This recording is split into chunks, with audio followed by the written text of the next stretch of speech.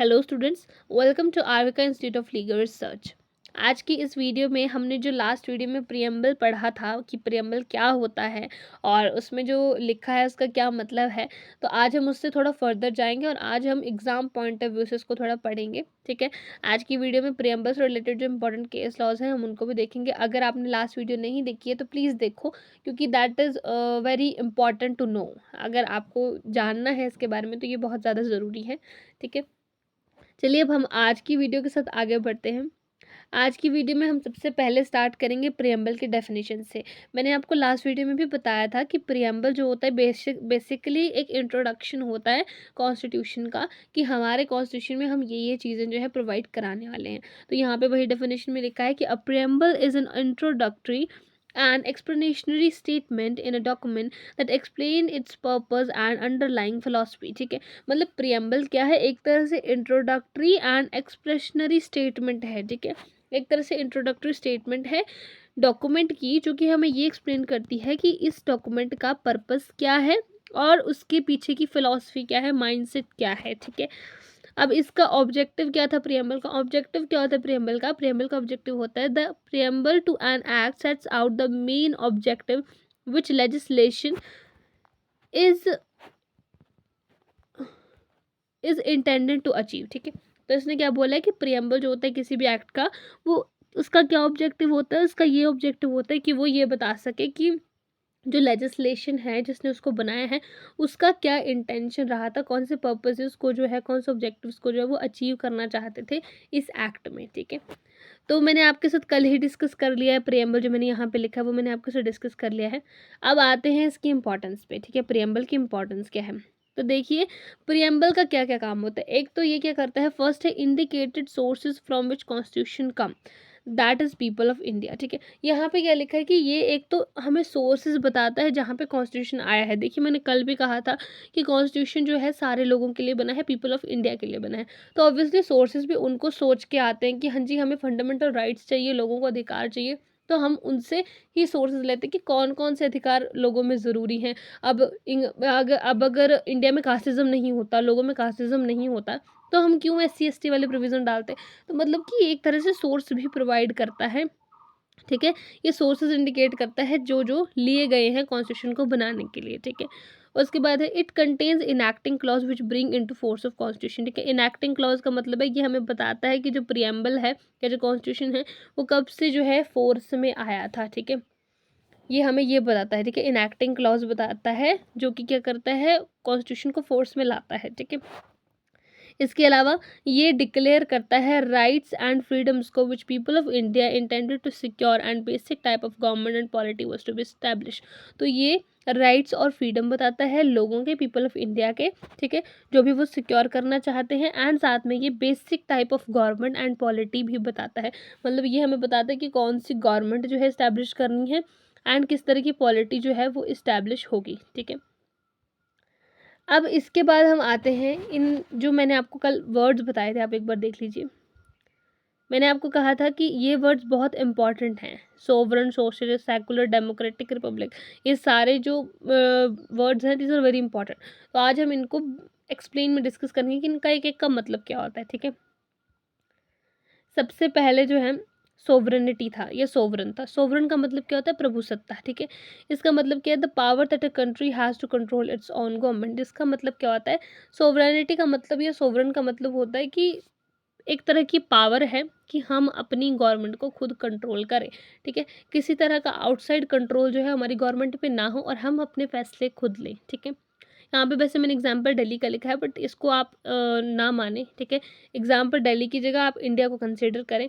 दिल्ली भी ठीक है, बट ऐसा है कि पॉलिटी में या कॉन्स्टिट्यूशन में हम स्टेट वर्ड जो है, ठीक है, वो हम पूरी कंट्री को लेते हैं, ना कि किसी एक स्टेट को या मतलब किसी एक यूटी को। ठीक है, इसलिए मैंने पहले यहाँ पे दिल्ली लिखा था, बट यहाँ पे आप इंडिया कर लीजिएगा, जिसका मैं आपको एग्जांपल ऐसे देती हूँ सॉवरेनिटी का। देखिए जब 1947 का टाइम था, उससे पहले क्या था, 1947 को तो इंडिया आज़ाद हो गया, लेकिन उससे पहले क्या था, इंडिया जो था उसके पास अपना एरिया था, अपना पॉपुलेशन था, गवर्नमेंट भी तैयार थी, बैठे थे मतलब इंडियंस की हम अपनी गवर्नमेंट बना लेंगे। क्या नहीं था, सोवरेनिटी। सोवरेनिटी क्या होता है कि अपना कंट्रोल नहीं था, हम किसी और के कंट्रोल के अंडर थे। ठीक है, जब भी कोई स्टेट बनता है तो उसके लिए 4 इंग्रेडिएंट चाहिए थे, 4 इंपॉर्टेंट एलिमेंट होते हैं, that is area, population, government and sovereignty, ठीक है। तो सॉवरेनिटी यही चीज़ होती है कि हमारे ऊपर जो है किसी का कंट्रोल ना हो, ठीक है, हम अपने फैसले खुद लें। तो यहाँ पे नीचे हुए लिखा, स्टेट और country can take its own decision without any internal और एक्सटर्नल प्रेशर, ठीक है, बिना किसी इंटरनल और एक्सटर्नल प्रेशर के कंट्री जो है वो अपने फैसले लेती है, उसको हम कहते हैं सॉवरेनिटी, प्रभुसत्ता, ठीक है। इसके बाद हम आते हैं नेक्स्ट पे, जो है डेमोक्रेटिक। डेमोक्रेटिक तो सबको पता है, लोकतंत्र, या जिसको हम पीपल्स पावर भी कहते हैं, ठीक है। लोकतंत्र का मतलब ही यही होता है कि जहाँ पे जो रिप्रेजेंटेटिव होता है उसको कौन चूज़ करेगा, उसको लोग चूज़ करेंगे, ठीक है। ऐसा नहीं है कि हाँ, जनरेशन टू जनरेशन कोई भी किंग का बेटा किंग बन रहा है, ऐसा कुछ नहीं है। जिसको लोग चुनेंगे वही जो है रिप्रेजेंटेटिव बनेगा, और वही लोगों को मतलब एक गवर्नमेंट प्रोवाइड करेगा जो कि उनकी डेवलपमेंट में हेल्प करेगी, ठीक है। इसके साथ आता है सोशलिस्ट। सोशलिस्ट का मतलब होता है समाजवादी। समाजवादी का मतलब क्या है कि कोई भी चीज़ है या कोई भी रिसोर्सेज हैं, ठीक है, वो प्राइवेट ओनरशिप में ना रहें, ठीक है, वो पब्लिक ओनरशिप में रहें।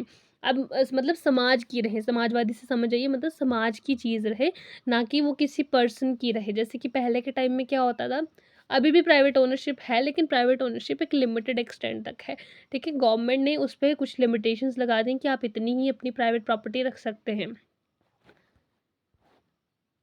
लेकिन पहले क्या था कि मतलब प्राइवेट ओनरशिप ज़्यादा होती थी, ठीक है। तो उसकी वजह से क्या होता था, सोसाइटी में कॉन्फ्लिक्ट अराइज होता, तो उसको कम किया है। अब हम देखते हैं कि पब्लिक रोड्स जो है वो पब्लिक है, नेचुरल रिसोर्सेज जो है वो पब्लिक है, ठीक है, किसी की प्राइवेट प्रॉपर्टी तो है नहीं, ठीक है। तो उन्होंने सोशलिस्ट की डेफिनेशन में ये लिखी है कि socialism is a political and economic system in which means of production and property have public ownership and not controlled by government, ठीक है। मतलब गवर्नमेंट कंट्रोल ऑब्वियसली उसको करती है, लेकिन ओनरशिप जो है वो पब्लिक ही रहती है, ठीक है। आगे उन्होंने क्या बोला है, सोशलिस्ट क्या होता है, doctrine that calls for public than private ownership और control of property and natural resources, ठीक है। तो मतलब कि एक ऐसा डॉक्ट्राइन जो कि पब्लिक ओनरशिप को प्रेफर करता है देन प्राइवेट ओनरशिप, ठीक है, प्रॉपर्टी के लिए या नेचुरल रिसोर्सेज के लिए। इसके बाद एक वर्ड रह गया हमारा सेकुलरिज्म। सेकुलरिज्म तो हमें पता ही है, धर्मनिरपेक्षता, मतलब कि स्टेट का कोई अपना रिलीजन नहीं है, स्टेट किसी एक रिलीजन को प्रेफर नहीं करेगा, स्टेट के लिए जितने भी रिलीजन है सबके सब इक्वल हैं, ठीक है। यूनिटी एंड इंटीग्रिटी जो था ये फ्रैटर्निटी के साथ था, मतलब कि वहाँ पे फ्रैटर्निटी का मतलब क्या था कि भाईचारा, ठीक है। तो भाईचारा जहाँ पे होगा ऑब्वियसली वहाँ पे लोगों में एकता होगी, ठीक है। तो यूनिटी एंड इंटीग्रिटी का तो सिंपल सा मतलब है कि लोग जो है एक होके रहें और लोगों में कॉन्फ्लिक्ट्स अराइज ना हो, ठीक है। इसके बाद एक जो है हमारा रह जाता है रिपब्लिक। रिपब्लिक क्या होता है, Republic is a form of government in which state is ruled by representative of citizen body, ठीक है। तो रिपब्लिक का गणतंत्र का मतलब क्या होता है, एक ऐसी तरह की गवर्नमेंट जहाँ पे जो स्टेट है या जो कंट्री है उसको रूल किया जाता है, उसके ऊपर मतलब जो प्रशासन होता है वो किसका चलता है, उसका, जिसको सिटीजन बॉडी, जिसको जो सिटीजन्स हैं उस कंट्री के, वो रिप्रेजेंट करने के लिए चूज़ करते हैं, ठीक है। जैसे कि अब डेमोक्रेसी में ही होता है कि हमने एक पर्सन को चूज़ कर लिया, वो हमारा रिप्रेजेंटेटिव है और वही हमें आगे जाके गवर्नमेंट को चला रहा है, ठीक है, वही रूल कर रहा है। तो इसका मतलब ये होता है गणतंत्र का या रिपब्लिक का, ठीक है। इसके एंड में हम बस अब केसेस देखेंगे। केसेस में बहुत सिंपल है, केसेस है एक तो इसका जो इम्पोर्टेंट है, दो केसेस ज़्यादा इंपॉर्टेंट है, ठीक है, वही मैंने लिखे। एक तो है re Berubari versus Union of India 1960 Supreme Court. इसमें सुप्रीम कोर्ट ने क्या कहा था कि प्रियम्बल जो है वो एक की ऑफ कॉन्स्टिट्यूशन है, ठीक है। उन्होंने इतना ही कहा था कि प्रियम्बल जो है हमारी वो क्या है, इट इज़ अ की ऑफ कॉन्स्टिट्यूशन।